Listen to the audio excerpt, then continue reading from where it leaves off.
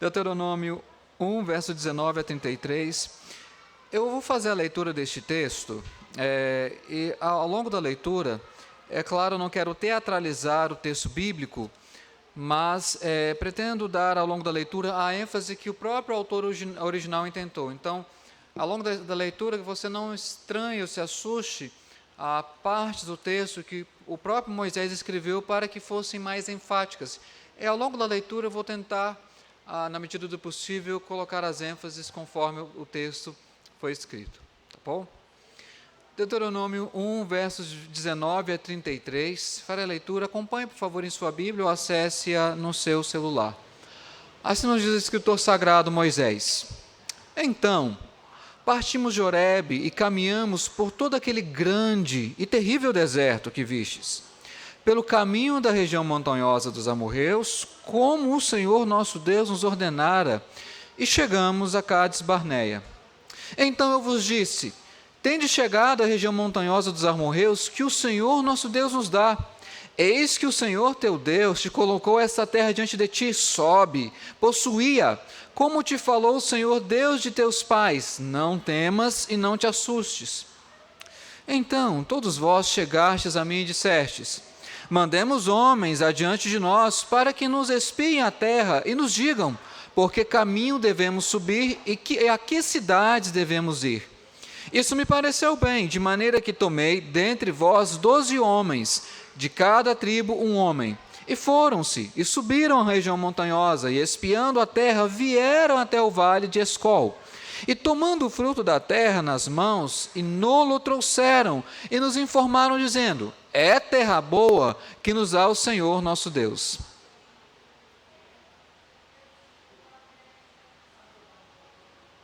Pausa, obrigado, varão, Deus te abençoe.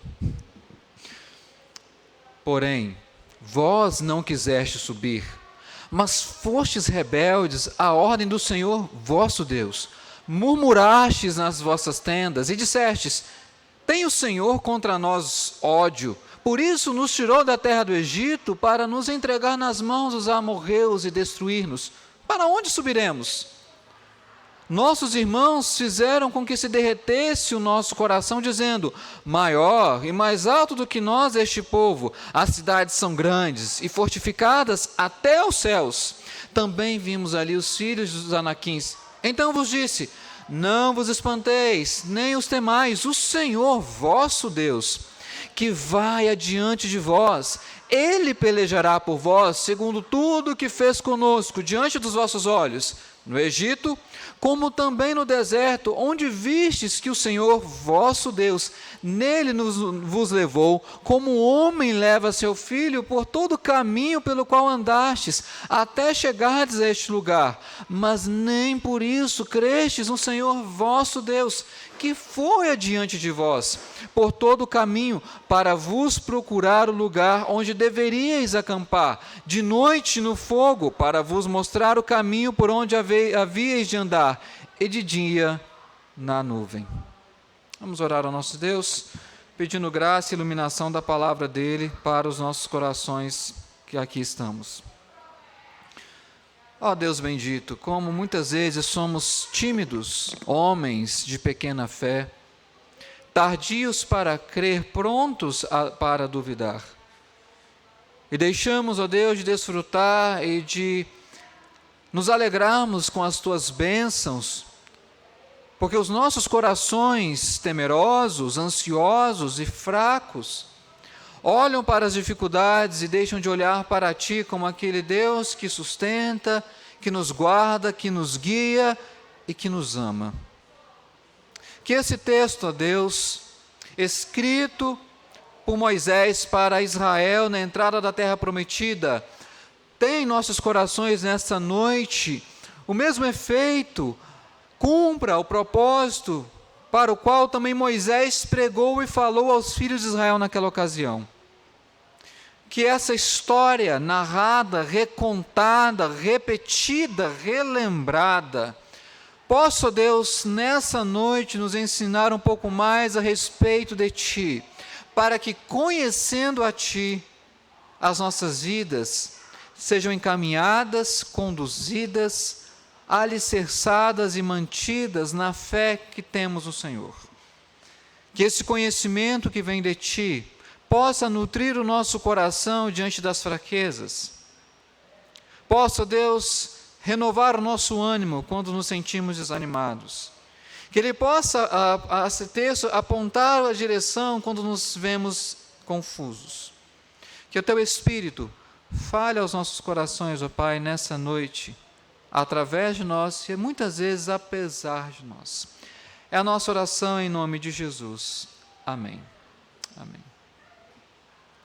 Uma das coisas que eu mais gosto de ler e ver é sobre histórias. Porque as histórias, elas têm um poder maravilhoso de nos revelar coisas e detalhes e questões que talvez se fossem escritas ou narradas de outra maneira não teriam o mesmo poder. Permita-me então te contar uma história. Essa não é uma história mera, uma história de ilustração de sermão, ela é real, ela aconteceu. Eu gostaria de trazer alguns detalhes. Um homem chamado Newt McKnight, ele era um fazendeiro pobre do século XIX dos Estados Unidos. Ele era residente do estado do Mississippi. Para quem não conhece, o estado do Mississippi foi e até às vezes hoje é um dos estados mais fechados, mais difíceis com relação à questão racial. Newton McKnight, ele tinha uns pensamentos muito diferentes da sua época. Porque, embora ele fosse um fazendeiro e fosse branco, ele defendia já naquela época a abolição da escravatura. Não só defendia, ele se organizou com vários outros homens para libertar vários escravos que padeciam de várias torturas de diferentes formas, naquele que era um dos estados mais ferrenhos e fechados para os negros. Ele, ao contrário da expectativa da sociedade de sua época, ele teve um filho com uma ex-escrava chamada Raquel. Ela, essa ex-escrava também diferente, um pouco da sua geração, ela aprendeu a ler secretamente. Os escravos não eram permitidos acesso à alfabetização, a maioria deles, quase 100% eram analfabetos, mas essa Raquel não, ela aprendeu a ler sozinha. E depois de aprender a ler, ela organizou aulas para filhos de escravos, para que eles também aprendessem a ler. Como as leis do seu país ainda não permitiam que um homem branco se casasse com uma mulher negra, Newton não pôde se casar oficialmente com Raquel. Mas pensando nisso, ele organizou para que, ao final da sua vida, ele pudesse deixar para ela e seu único filho a fazenda, não muito grande, que ele tinha.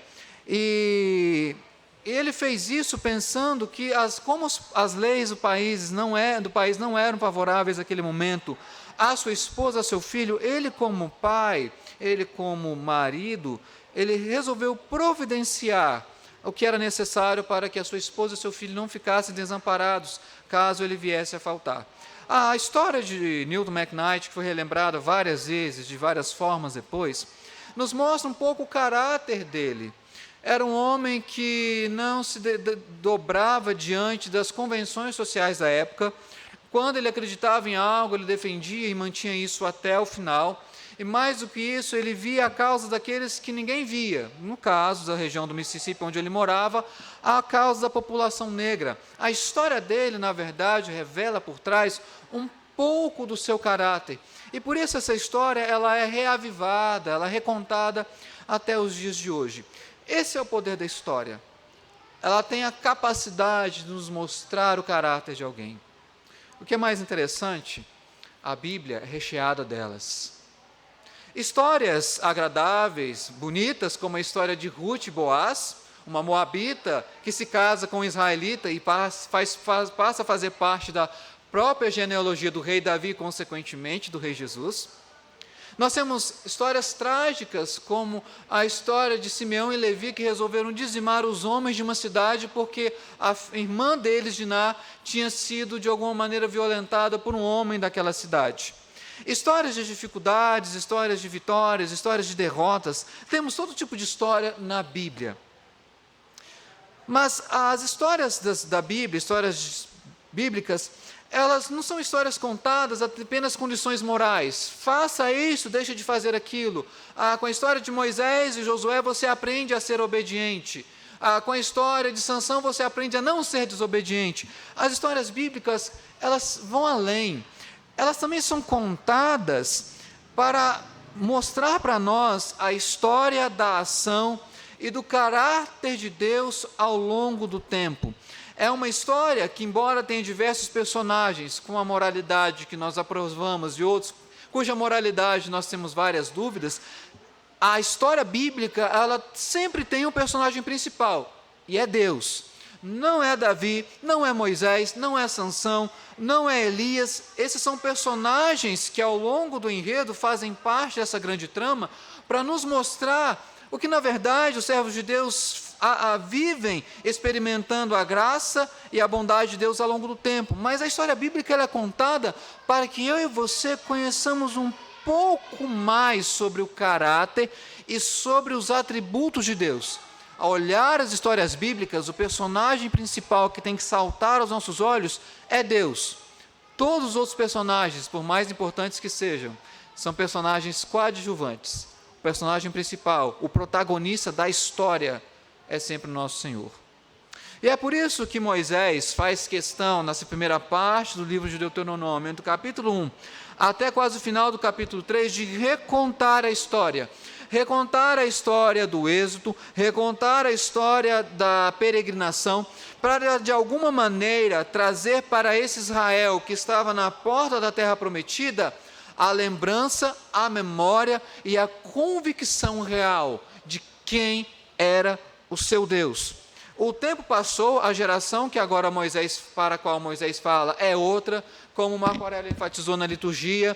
A maioria daquela geração tinha padecido no deserto, apenas 2 pessoas, Josué e Calebe, foram guardadas vivas. Toda aquela geração pereceu por sua incredulidade, por sua murmuração, por sua dureza de coração ao longo desses 40 anos. Mesmo assim, Moisés reconta essa história com vitórias e derrotas, para mostrar que, na verdade, apesar de todas as mudanças, o Deus do pacto, ele ainda era o mesmo. Outra informação importante é que Moisés assume aqui o papel de mediador da aliança. Ele é aquele que se interpõe entre o povo e Deus para chamar o povo à responsabilidade, ao compromisso para com a aliança e de alguma maneira levar até Deus as demandas, as necessidades desse povo. Da mesma forma, também Cristo, como o supremo, o maior e mais perfeito mediador da aliança, se interpõe entre nós e Deus. Ele falou aquilo que o Pai quis que ele falasse, ele fez as obras do Pai. Ver a Cristo é ver o Pai, e esse supremo mediador também é aquele que, como pastor, ele conduz o rebanho de acordo com a vontade de Deus. Portanto, o papel de Moisés não é apenas o papel de um mero contador de história. Ele funciona aqui como aquele mediador que tem a responsabilidade de relembrar o povo de Deus quem é o Deus do pacto. Quais são os termos da aliança, quais são as promessas da aliança, quais as responsabilidades da aliança. E nessa história que então Moisés conta, e no texto que eu acabei de ler para vocês, embora Moisés fale muitas coisas e várias coisas sobre o nosso Deus, uma expressão repetida e que descreve quem é o nosso Deus nesse texto, é aquele Deus que vai adiante. E é sobre isso que eu gostaria de falar com você. Essa história que Moisés conta aqui revela o Deus que vai adiante. E quando ela revela o Deus que vai adiante, ela nos mostra algumas coisas importantes que esse Deus faz. Em primeiro lugar, o Deus que vai adiante, ele conduz o seu povo. Note versos de número 19 e 20 para você conferir isso, por favor. Deuteronômio 1, verso de número 19 e 20. Vou pedir para você ler comigo, por favor, verso de número 19. Leiamos. Então, partimos de Horebe e caminhamos por todo aquele grande e terrível deserto que vistes, pelo caminho da região montanhosa dos amorreus, como o Senhor nosso Deus nos ordenara, e chegamos a Cádiz Barneia. Primeiro, Deus que vai adiante, ele conduz o seu povo no meio de um grande e terrível deserto. Essa é a primeira expressão, uma das primeiras expressões que nós encontramos neste texto. A viagem que levou os israelitas desde o Egito até a entrada da terra prometida foi uma jornada de um pouco mais de 1.000 quilômetros. O deserto aqui ele é chamado de grande e terrível, porque não é como os desertos que nós encontramos, por exemplo, aqui no Brasil, em alguns lugares, pura areia. Mas é um deserto de rochas, de uma paisagem nada convidativa. Claro, por ser deserto, é uma região seca, aparentemente sem vida. Esse deserto ele é chamado de grande e terrível, neste texto, para enfatizar que aquela região pela qual o povo passa, só era possível eles passarem numa multidão de cerca de 5 a talvez, alguns dizem 6 milhões de pessoas, apenas por causa da condução de Deus. Embora fosse um deserto grande e terrível, Deus sabia exatamente o caminho que ele estava trilhando para o seu povo. Não é à toa que Deus fez passar por aquela região. Existiam outros caminhos? Sim, eram caminhos mais longos, a viagem demoraria mais e com certeza seria mais prejudicial para o povo. Então Deus estabeleceu um plano que o atalho, o caminho mais rápido, ou se fosse olhar naquela época o Waze de Deus, passava por aquele deserto. Eu sei que muitos de vocês odeiam passar pela Avenida Anhanguera, a Avenida Jamel Cecílio, a Avenida T9 e T7 quando está no horário de pico. Por mais que seja ruim, às vezes é o melhor caminho que nós temos. Nós duvidamos o Waze e falamos, mas que caminho estranho. Mas é o caminho que Deus trabalhou. Interessante a gente pensar, por que Deus ele tem prazer, ou ele tem, às vezes, satisfação, ou o caminho que ele traça para o seu povo passa por um deserto? Só para relembrar para você.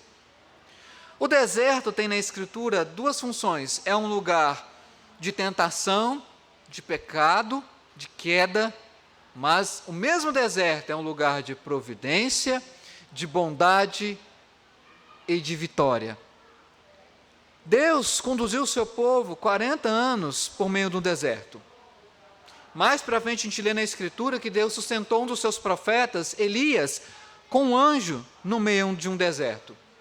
Nos evangelhos nós lemos que o Espírito conduziu Cristo para ser tentado, adivinha onde? No deserto. Lá no final da Escritura, em Apocalipse 12, nós temos a visão que Deus sustenta a mulher, símbolo da igreja, no deserto. Nós temos então no deserto homens e mulheres que caíram, que pecaram, que desobedeceram a Deus, homens e mulheres que foram sustentados, guardados e cresceram em Deus no deserto.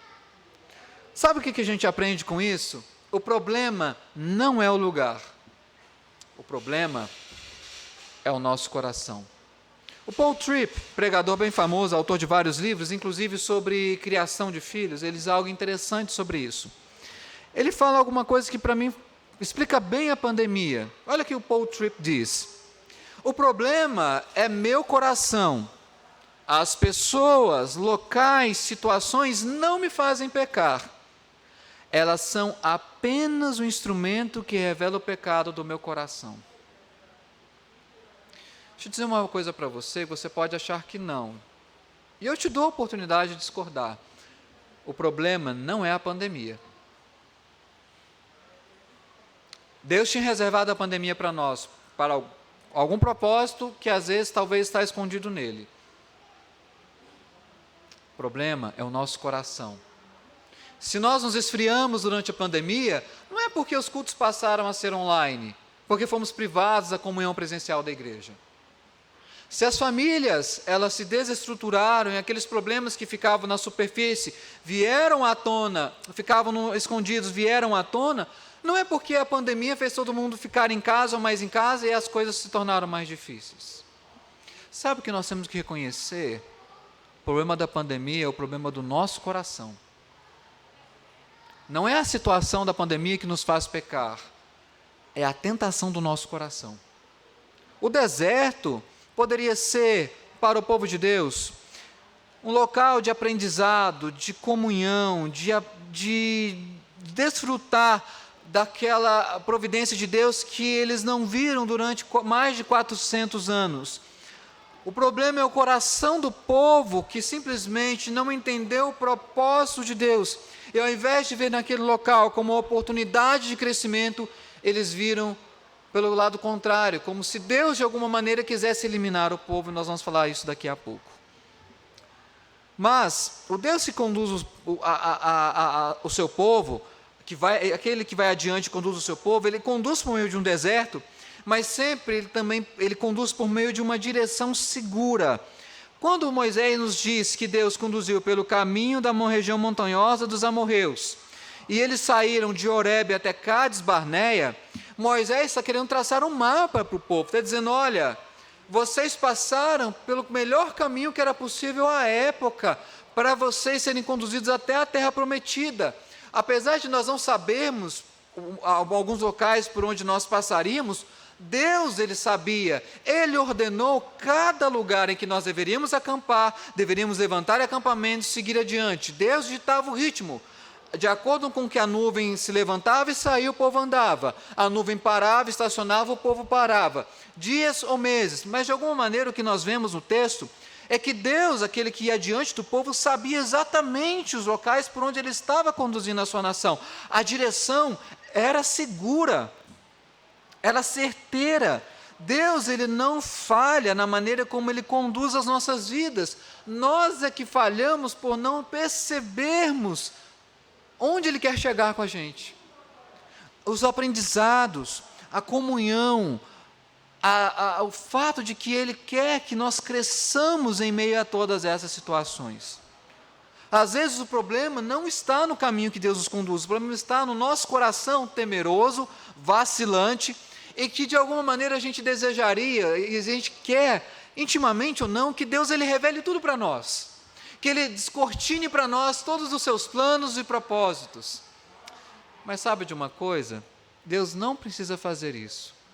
Basta ele a cada dia dar uma pequena demonstração da graça dele, e isso deveria nos bastar. Nós queremos saber todo o plano de Deus, mas o que seria necessário é saber o que nós precisamos todos os dias. O próprio Senhor não falou? Basta ao dia o seu próprio mal. Por que o que vocês vivem ansiosos? O que comeremos? O que beberemos? Com o que nos vestiremos? Ele responde, Deus já sabe de todas essas coisas. Ele cuida dos menores dos animais, ou dos menores dos passarinhos. Vocês valem muito mais do que eles. Por que vocês andam ansiosos? Por que vocês têm medo? Por que vocês são incrédulos? Basta Deus revelar, mostrar cada dia o sinal da graça dele, e isso nos basta. Ele não precisa mostrar o plano todo, apesar de que nós já sabemos o desfecho. Basta ele mostrar para nós a demonstração diária do seu amor, e nós deveríamos estar contentes e satisfeitos nele. Não sei quantos sabem, talvez alguns outros não.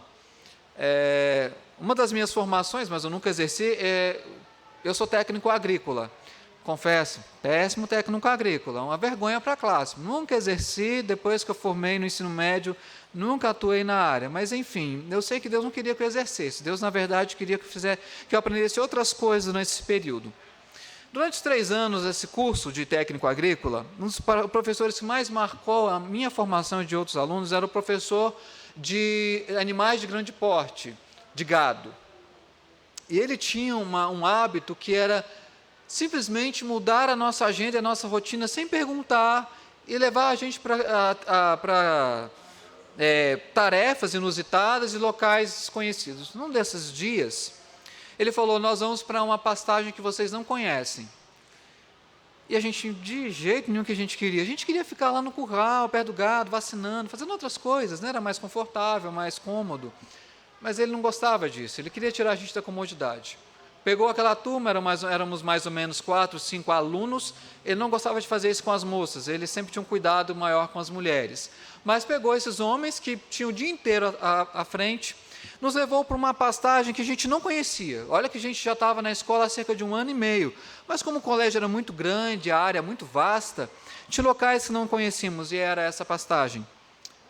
A gente ficou temeroso para saber o que viria para frente, porque a gente não conhecia o local, a gente não sabia o que ia fazer lá. Mas era engano nosso. Esse professor sabia muito bem o que ele estava fazendo. Ele conhecia o caminho, ele conhecia o pasto, ele conhecia os animais. E ele sabia que a gente poderia aprender no curral, olhando o manejo ali com o local. Mas ele queria nos tirar para algo maior, ele queria nos mostrar o dia a dia de alguém que vai para o pasto mesmo, que vai lá dar manutenção em lugares que estão distantes, que tem que conduzir o gado onde o gado se sente mais à vontade, não em um curral onde eles estão presos, mas onde é o habitat deles. Moral da história é que foi um dos plantões mais difíceis daqueles 3 anos, mas foi um dos maiores aprendizados. A gente não sabia para onde a gente estava indo, o professor sabia, isso era suficiente. Ele queria nos ensinar algo que a gente não aprenderia se ficássemos na nossa comodidade. É assim que Deus faz. Ele vai adiante, conduz o seu povo, conduz muitas vezes por meio do deserto e por meio de uma direção segura. Mas o Deus que vai adiante faz uma outra coisa muito bonita nesse texto. Ele cumpre a sua promessa. Além de conduzir o seu povo, o Deus que vai adiante, ele cumpre a sua promessa. E isso nós vemos especialmente a partir do verso de número 21. Eu gostaria de ler com você agora o verso número 21. Leiamos todos juntos esse texto. Esse é um dos versos importantes dessa passagem. Deuteronômio, capítulo 1, verso 21. Leiamos. Eis que o Senhor teu Deus te colocou esta terra diante de ti. Sobe, possuía, como te falou o Senhor Deus de teus pais. Não temas e não te assustes. O Deus que vai adiante, ele tem um compromisso do qual ele jamais transige, do qual ele jamais volta atrás, que são as suas promessas. A descrição de Moisés dessa terra é a terra que o Senhor Deus te dá. Essa expressão no final do verso 20 é uma expressão no hebraico de algo imediato. É mais ou menos Deus dizendo o seguinte, olha, Moisés vendo, povo, Deus, ele não apenas quer dar num futuro distante, ele quer dar de maneira imediata essa terra.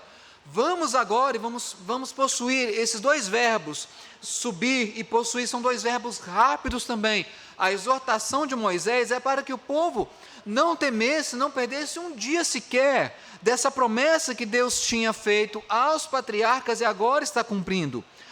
Uma das partes centrais do pacto, da aliança com Deus, desde Abraão, é que Deus daria uma terra para a sua descendência. Se você voltar à sua Bíblia, por exemplo, pode acompanhar comigo, Gênesis capítulo 12. Já no chamamento de Abraão, nós temos essa promessa. É claro, os detalhes ainda não estão todos claros, mas Deus dá já uma promessa para o patriarca da nação de Israel. Gênesis capítulo 12, especialmente o verso 1 ao verso 3. Eu vou ler, acompanhe em sua Bíblia, por favor. Ora, disse Deus, o Senhor a Abrão, sai da terra, da tua parentela, da casa de teu pai, e vai para a terra que te mostrarei. De ti farei uma grande nação, e te abençoarei, e te engrandecerei o nome, se tu uma bênção. Abençoarei os que te abençoarem, e amaldiçoarei os que te amaldiçoarem. Em ti serão benditas todas as famílias da terra. Abraão não sabia muitos detalhes. Que terra é essa? Deus ia mostrar para ele. Qual a extensão? Também ele não sabia. Quanto tempo de jornada? Era desconhecido. Mas Abraão, ele tinha uma capacidade de ouvir e obedecer imediatamente a voz de Deus, que os seus descendentes deveriam imitar, deveriam copiar isso dele. Porque aqui Moisés está novamente, como ele já fez em outras ocasiões, relembrando a promessa do pacto. Olha, o Deus dos nossos pais, Deus de Abraão, Deus de Isaac, Deus de Jacó, ele nos deu uma promessa, e a promessa é: a terra é de vocês. Ela é habitada por outros povos, sim, amorreus, heteus, ferezeus e várias outras nações, mas ela pertence a vocês. A ideia de Moisés, quando ele identifica Deus aqui no capítulo 1 como Deus de teus pais, era retomar exatamente essa aliança que Deus tinha e que ele jamais deixaria de cumprir. Muito pelo contrário, todas as estratégias divinas culminavam, apontavam para esse momento. A história da peregrinação, a história dos patriarcas, tudo apontava para um dia quando esse povo, que não era de fato o povo mais forte, não era o povo mais numeroso, mas este povo queria herdar aquela terra, para uma demonstração clara de que, na verdade, quem faz todas as coisas, a quem executa e efetua o querer e executar, pertencem a Deus. Deus fez todos os dias o que era necessário para cumprir a sua promessa. Durante 40 anos, os calçados daquele povo não se desgastaram, já pensou nisso? Você tem uma Havaianas que dura 40 anos, se você tiver alguma, me mostre. Do contrário, todas elas têm validade curta. Já pensou uma roupa que não se gasta durante 40 anos? Durante o dia você tem uma nuvem para o calor do deserto, e à noite um fogo, porque a curva térmica é muito grande. Eu nunca fui em um deserto desse, mas quem já foi fala que é mais ou menos isso. Já pensou Deus conduzir com cuidado o seu povo até esse momento para cumprir o seu plano?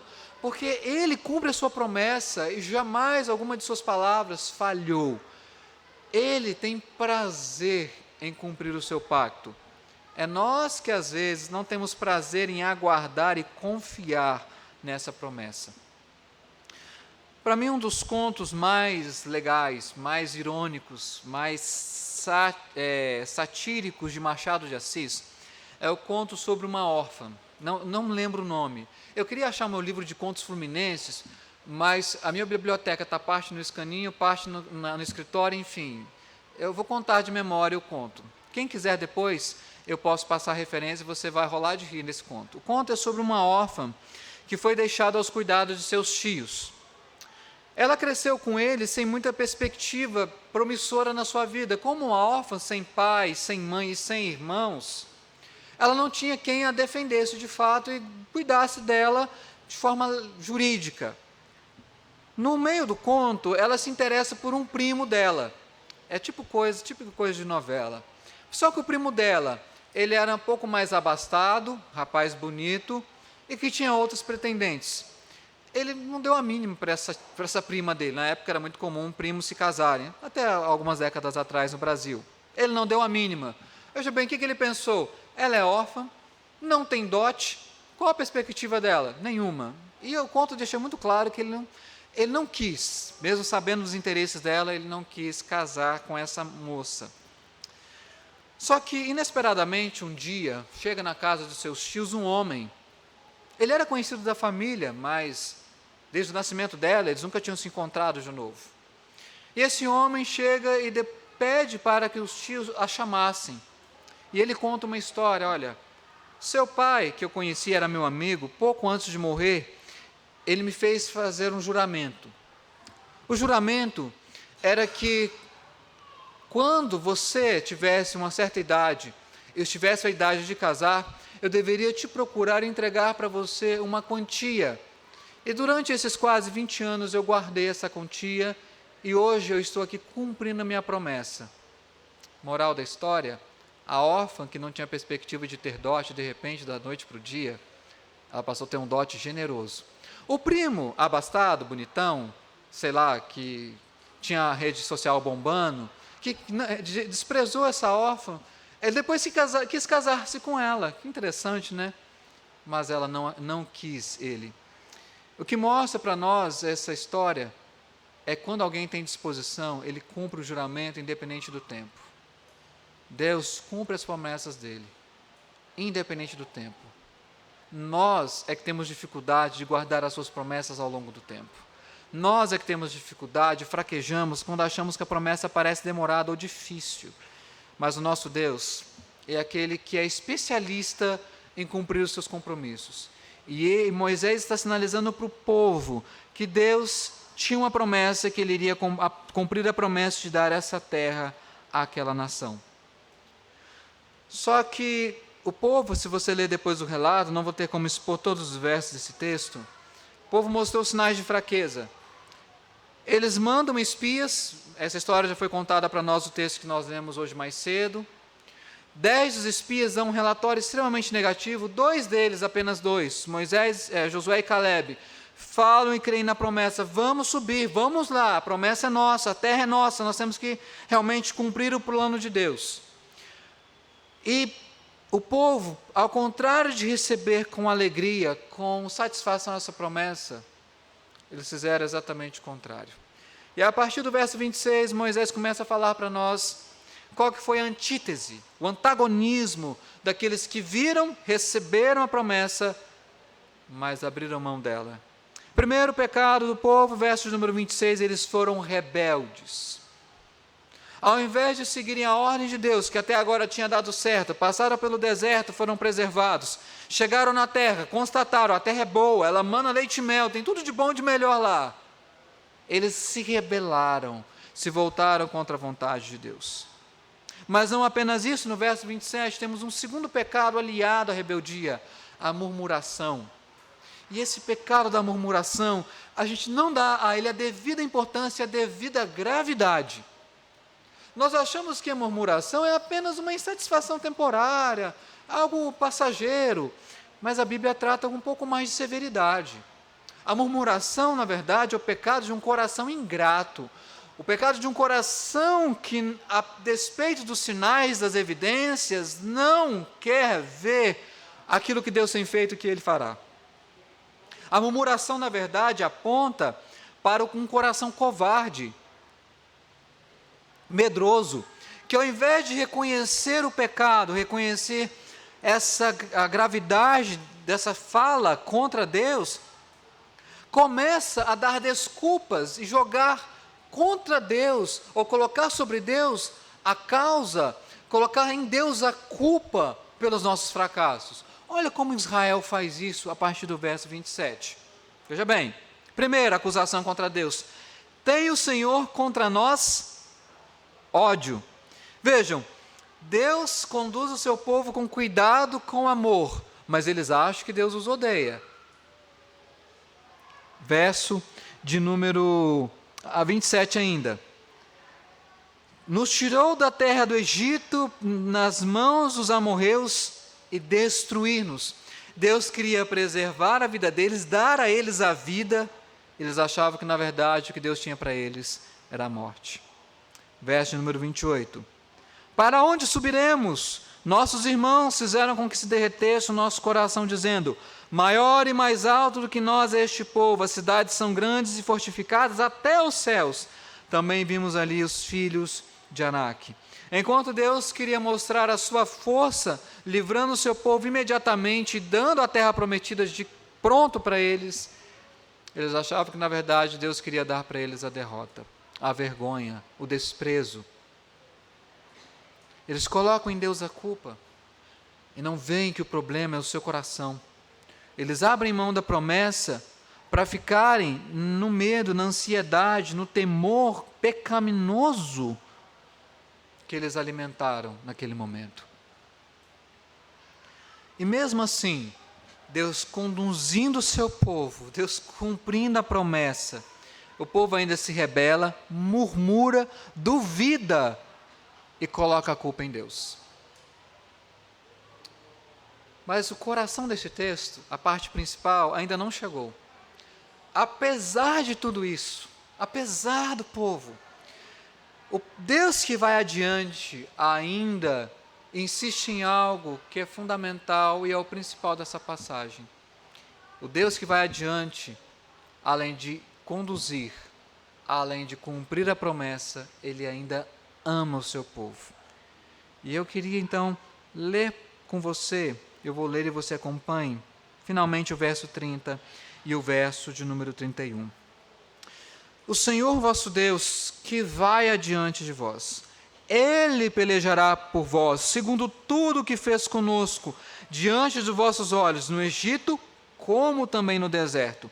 Onde vistes o Senhor nosso vosso Deus, nele vos levou, como um homem leva a seu filho, por todo o caminho pelo qual andastes, até chegardes a este lugar.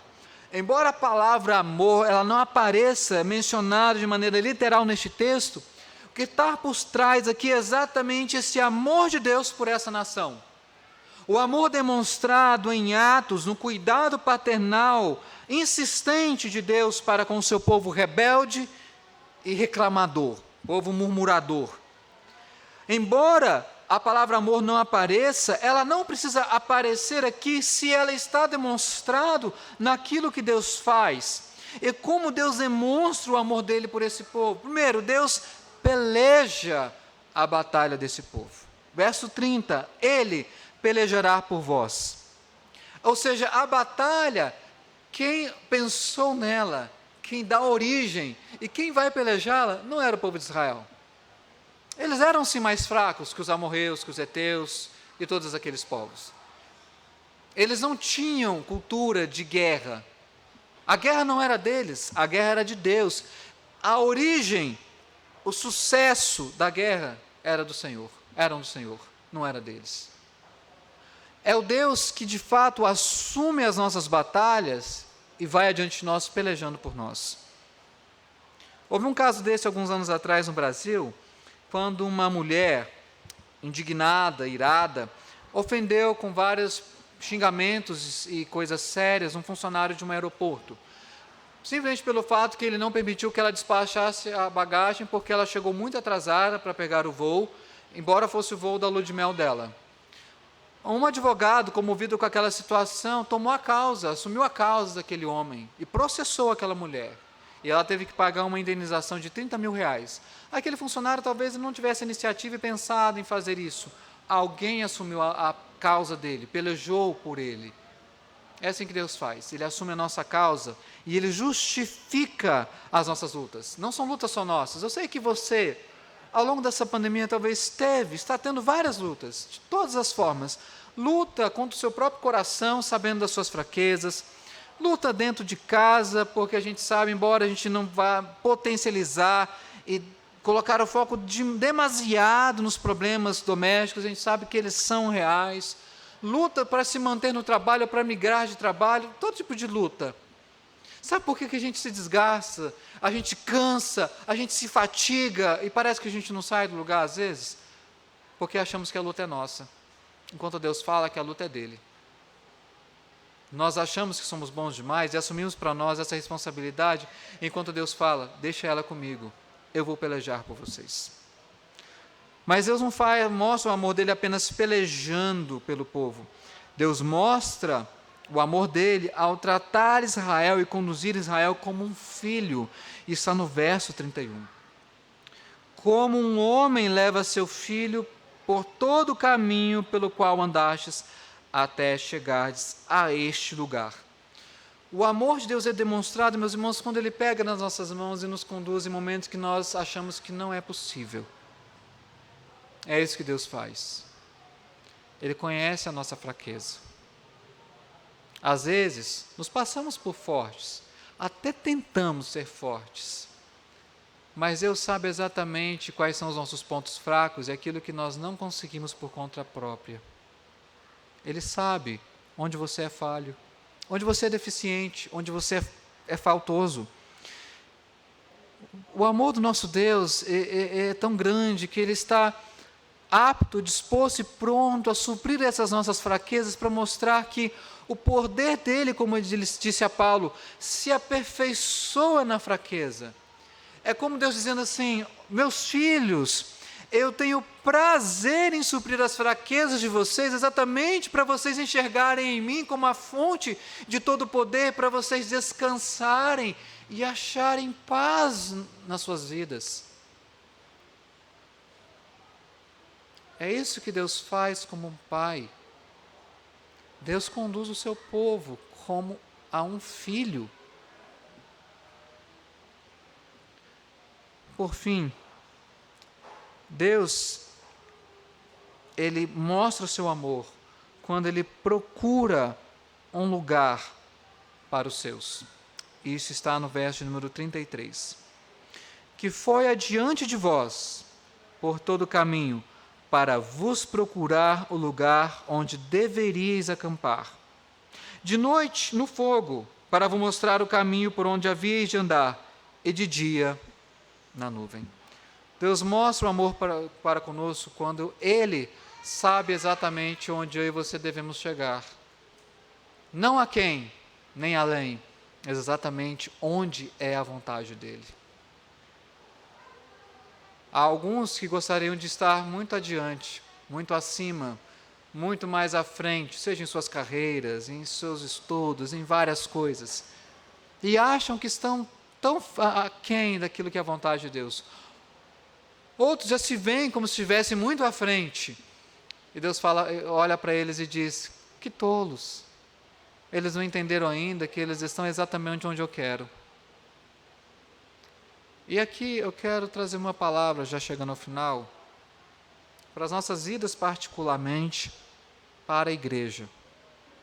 Para cada um de nós, é que nós aprendemos e conhecemos mais a Deus quando experimentamos o nosso Deus que vai adiante, conduzindo, o nosso Deus que vai adiante, pelejando e nos amando, em todas essas situações diárias, cotidianas, que Ele nos faz enxergar.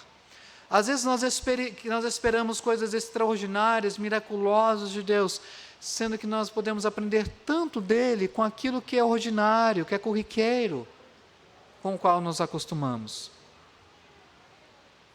A direção de Deus para a sua vida é uma direção certeira. Você não precisa ter medo, não precisa se amedrontar. Moisés falou 2 vezes, não tenham medo. O que nos falta é buscarmos um pouco mais a vontade de Deus. Nosso desejo dessa busca é muito fraco, para não dizer medíocre. Sejamos sinceros, quantas decisões nós tomamos sem sequer orarmos a Deus, pedindo a Deus que Ele nos dê instrução? Decisões às vezes pequenas, decisões importantes. Nós não consultamos a Ele e queremos que Ele nos abençoe e nos dê sucesso. Olha que contradição. Nós não os procuramos para saber qual é a vontade dEle, mas queremos que a vontade dEle atenda os nossos anseios. Deus, Ele está apto, pronto e disposto, com amor, a conduzir a cada um de nós, pelo caminho que Ele tem trilhado. A questão é, nós temos visto dessa maneira, ou temos olhado mais para as dificuldades? A terra é boa, mas ela tem gigantes, as cidades são fortificadas, nós somos fracos. Como que nós estamos olhando? Se do ponto de vista de Deus, que tem todo o poder, toda a sabedoria e força, ou se estamos olhando a nossa perspectiva humana, fraca e pequena. O convite de Moisés para o povo naquele momento, é o convite para nós hoje, é para olharmos para os desafios à luz das promessas de Deus. Elas se cumprem. Mas eu queria falar algo para a igreja, digo a coletividade, a comunhão dos santos, o corpo de Cristo.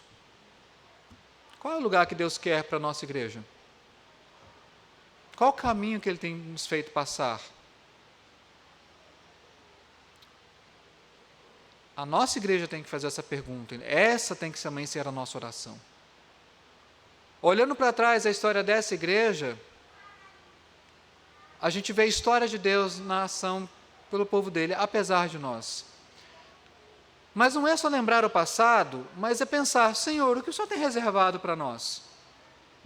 Qual que é o futuro? É uma igreja que nós vimos hoje de manhã, tem 264 membros, uma arrecadação X, tem um imóvel próprio. Para muitos isso bastaria, confesso para os irmãos. Seria suficiente para a alegria de muitos nossos irmãos presbiterianos ao redor do nosso país. Mas a questão é esse o caminho que Deus tem trilhado? Será que chegamos até o final da jornada? Eu acho que não. Acho que Deus tem muito mais para fazer na vida da igreja aqui. O potencial que Ele tem dotado essa igreja, a estabilidade, claro, em meio a situações de dificuldade, luta, membro sai, membro chega, estrutura da provisória. Se a gente olhar só para o agora, a gente poderia ter uma perspectiva extremamente pessimista. Mas será que Deus não nos está encaminhando e nos preparando para um futuro? A questão é, com qual disposição de coração nós vamos receber esse caminho de Deus? Se vamos sem medo e sem temor, refalar a Deus, Deus, nos mostra a Tua vontade, e com ousadia nós vamos seguir os Teus planos, ou só nós vamos olhar para as dificuldades e vamos ficar amedrontados, tacanhos, fechados, sem ver a bênção que essa igreja pode ser para os seus membros e para essa cidade. Particularmente, como pastor dessa igreja, agora há exatos 11 anos, Deus tem sido muito bom com esse povo. Se nós temermos, se nós nos amedrontarmos, se nós dermos um passo para trás, seja em que direção for, é que ainda não entendemos a história da ação de Deus na vida dele aqui, na vida dessa igreja. Ele quer que nós possamos ir adiante, crendo que Ele está nos conduzindo, crendo que Ele está cumprindo a sua promessa, crendo que Ele está mostrando o amor dEle para com cada um de nós. Se você quer uma prova, pastor, fale para mim uma bênção visível, clara de Deus, assim, ao longo da história. Eu não vou colocar nem ao longo dos quase 10 anos de organização, eu vou falar só uma dos últimos 2 anos. Não sei quantos sabem, você que talvez está frequentando agora, ao longo de toda a pandemia, os períodos mais ferrenhos, picos e baixas, a nossa igreja não perdeu um membro sequer para a Covid. Tivemos falecimentos de outras razões, mas não por causa da pandemia. Você pode enxergar isso como cuidado das pessoas, fatores aleatórios. Eu enxergo isso à mão de Deus. Deus falando para nós, estou cuidando de vocês. O inimigo invisível, às vezes letal. Mas o nosso Deus é que tem todo o poder. Afinal, se Ele conduziu um povo por um deserto durante 40 anos, Ele é capaz de conduzir uma igreja por 2, 3 anos numa pandemia, você não acha? E é por isso que eu não contei o final da história que eu comecei esse sermão. Davis McKnight, ele era bisneto do Newton, no início do sermão. Após cerca de quase 100 anos, ainda existia no Mississippi leis de segregação racial entre homens brancos e negros. Davis, bisneto de Newton, ele foi preso por violar uma dessas leis. Também houve um grande debate, e ele foi protagonista do debate, porque ele queria casar-se com uma mulher branca. Ele era branco, ele queria casar com uma mulher branca. Mas o estado do Mississippi não queria formalizar o seu casamento ou dar condições para ele se casar, porque a sua bisavó era negra. Ele era 1/8 negro. Foi toda uma grande celeuma, e o Davis ele tinha 2 opções: negar as suas convicções e assimilar as leis de segregação racial e abrir mão da sua pretendente, a sua noiva. Ele não fez nenhum nem outro. Ele falou, não concordo com essas leis e eu quero me casar com ela. Ele manteve isso. Foi preso durante 5 anos. Ao final de 5 anos, a Suprema Corte norte-americana revogou a sua prisão. E por causa da sua história, houve um debate a respeito da atualidade das leis de segregação racial. O que nós vemos é que Davis, embora bisneto, ele ainda resguardava alguma das características do seu bisavô. Ele não abria a mão das suas convicções. Quando ele entendia que algo era correto, ele ia até o fim. E ele guardou isso, apesar das circunstâncias. É um pouco da história dessa família que nos mostra o caráter dela. A história de Deus nas Escrituras nos mostra o caráter dele, Eu queria concluir com 3 aplicações, eu acho que extrapolei um pouco o meu tempo, temos mais atos nesse culto, 8h24. Mas eu queria concluir com rápidas 3 aplicações, todas 3 palavras com a letra P, coisas para nós nos lembrarmos ao longo dessa semana. Em primeiro lugar, para nós nos lembrarmos do pacto de Deus. Ele tem um pacto conosco, e Ele vai cumprir. Ele nos prometeu qual o caminho que Ele vai nos trilhar. No mundo tereis aflições, disse o nosso Senhor Jesus Cristo, mas tem de bom ânimo, eu venci o mundo.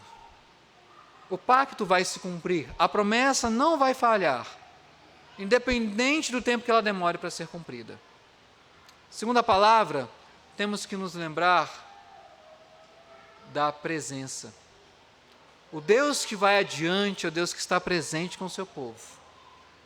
Como Marco Aurélio bem disse mais cedo, nosso Senhor Jesus prometeu, e eis que estareis convosco todos os dias até a consumação dos séculos. Além do pacto, da presença, é importante nos lembrarmos do poder do nosso Deus. Ele é aquele que tem todo o poder. Ele teve o poder para preservar as roupas, os calçados de 5 a 6 milhões de pessoas durante 40 anos. Tirou um povo fraco de uma nação forte, fez um povo fraco herdar a terra prometida. Ele tem o poder, irmãos, para pelejar as nossas causas. E é por isso que meu convite a você, amanhã de manhã, ou nesse domingo à noite, é para você sair daqui convicto do pacto, da promessa, da presença e do poder desse Deus. Os desafios que você vai enfrentar ao longo dessa semana, que você tenha certeza que Deus está te cercando da presença dEle. E essa presença vai te conduzir como pessoa e vai conduzir essa igreja.